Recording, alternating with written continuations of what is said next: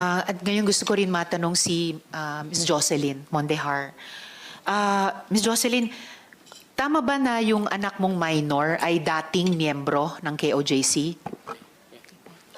Yes po, Madam Chair. At yung anak niyo po, siya din po ba ay pinalimos ng Yes po. KOJC? Okay.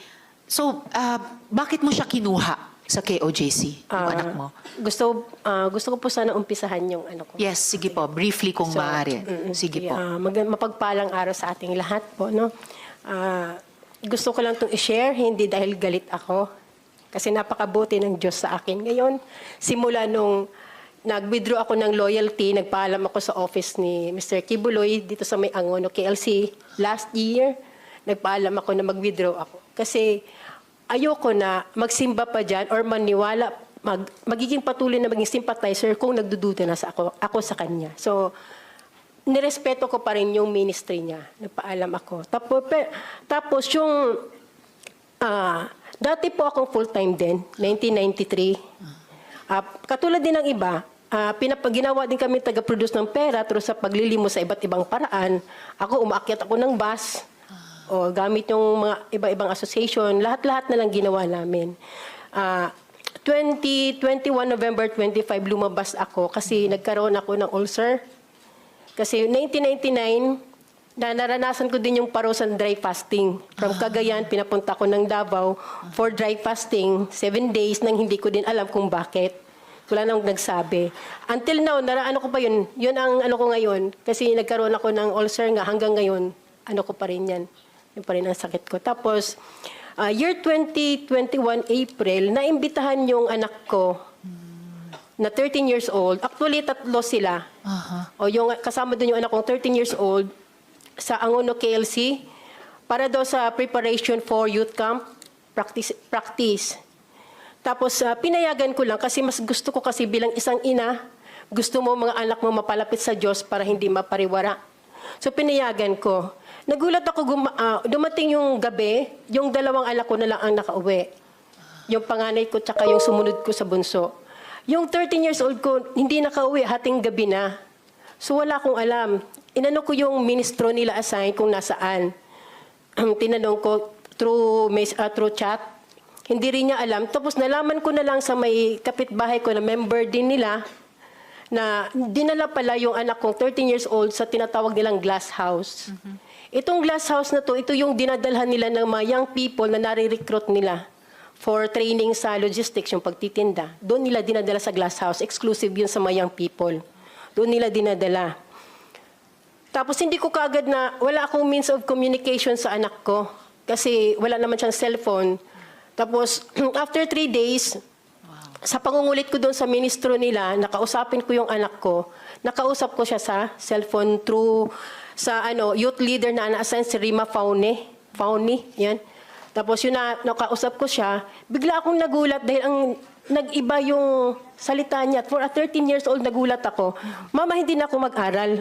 Kasi babalik na ang Panginoon. Tapos si Pastor Kibuloy mag-glorified na. So nagulat ako kasi bagong member lang yung 13 years old ko at that time.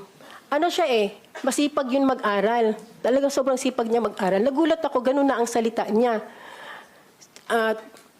Sabi ko, anak, ganito yan kasi dati akong worker dyan so alam ko. Kahit pa mag-glorified si Pastor Kibuloy or bumalik ang Panginoon, magpatuloy ang mundo, hindi totoong matunaw ang mundo. Kailangan mong mag-aral kasi yun ang tama dahil minor ka. Tapos hanggang sa hindi ito na yun. Ito na yung ito na yung gusto ko. Magtinda na lang habang buhay para sa anak, para kay Pastor Kibuloy, kay gusto daw niya makarating sa 7th heaven. So, ibig sabihin, sabi ko, Nak, mayroong nagsabi sa'yo. Kasi hindi mo alam yan Bakit mo masabi? 13 years old ka lang. New convert ka lang. So, merong nagsabi sa iyo niyan. Ayaw niyang aminin.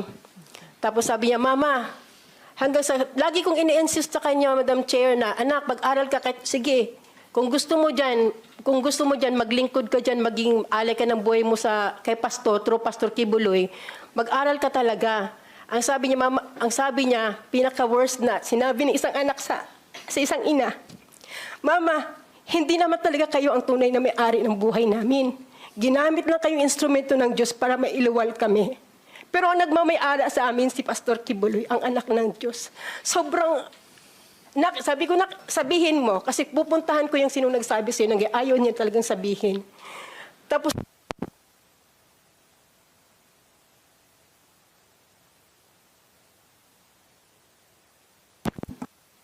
Ayun, okay na. Actually, Miss Jocelyn, talagang, I mean, sa puntong yan talagang napakasakit marinig at nakakabahala sa isang ina. Pero baka senyales din ito na kailangan din natin pagkatapos nyo ngayon marinig si Mr. Quiboloy at marinig sina General Torre bago lalong sumama yung panahon. So sige. kung maaari ko kayong pasalamatan sa punto pong ito, Ma'am, pero kung mayroong pang mga tanong mamaya please stay Ma'am, pwedeng on. last na inanong ko na lang Sige po, patuloy sige po, Miss Jocelyn. Kasi dito po nagpatuloy na siya doon. Tapos dahil sa ano ko na ipag-aralin siya, dito ang pinakamalaking problema, ma'am, dahil pineke nila yung pag-aaral ng anak ko.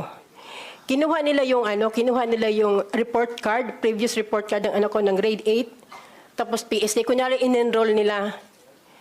Pero sa isip ko bilang isang ina, paano ang isang bata nakakapag-aral ng mula umaga hanggang gabi, madaling araw, nagtitinda ng otap? Di ba hindi hindi dapat? Paano makapag-aral isang bata? 13 years old lang yung anak ko. May sakit pa siya sa baga kasi mahina ang baga noon. Lagi kong sinasabihin may sakit sa baga ang anak ko. Tapos ma'am, nung time na sinasabi nila na ini-insist ng youth leader na nag-aaral yan te. Ito yung Rima Fauni. Opo. Pati yung dalawa yan sila, si Carla Guillermo. Oo. Okay. Tapos ma'am, nagpatulong ako sa teacher niya dati, grade 7. Ma'am, pakitrace kung talagang ba na-enroll ang anak ko. So, sabi ng teacher niya, ma'am, kahit saang school, wala siyang makitang pangalan ng anak ko naka-enroll. Pero sinabi niya naka-enroll. Tapos nung time na nalaman ko yun, ma'am, pinagpursige ako. Sabi ko, pupuntahan ko yung hideout nyo kasama ang DSWD at DepEd. May kausap na ako. Siguro sa takot nila mamang iskandalo, hinatid nila yung anak ko sa bahay. Ay, So pagdating ma'am pagdating nun sa amin na to make the story short, Yes. nakauwi ang anak ko dahil siguro napilitan mabuti. sila. Pag-enroll ko ma'am ng grade 9, sinubukan ko i-enroll ulit sa grade 9. Kahit sinasabi nila na na-enroll sa grade 9, Connect. sinubukan kong i-enroll sa grade 9 para makita ko kung anong reaksyon ng bata. Kasi kung totoo nag-aral siya, niya ako, mama, hindi. Kasi na-enroll na ako doon, nag-aral ako. Wala siyang kahit anong reaksyon, ma'am. So, na-confirm ko na hindi talaga siya nag-aral. Okay. Tapos Salamat, isa pa, Miss ma'am. Jocelyn. Pinatanong ko po sa teacher, pina-interview ko, ma'am, siya sa teacher. Kung nag-aral ka, sino ang teacher mo, kung online man, o sino ang principal mo sa JMC. Yung Ma'am, Jose wala po Maria siyang College. alam.